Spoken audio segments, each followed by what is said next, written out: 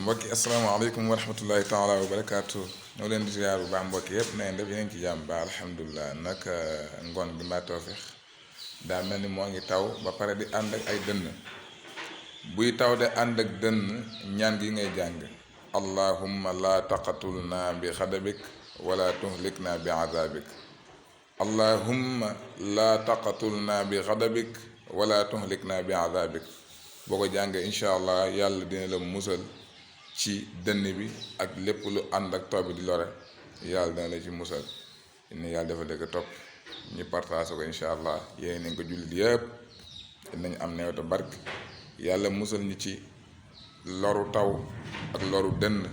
bi jaaxe rasulillah sallallahu alayhi wa sallam képp ko partage itam yéen na yàlla musal ci lori nawet xayi taw bu dee am na ko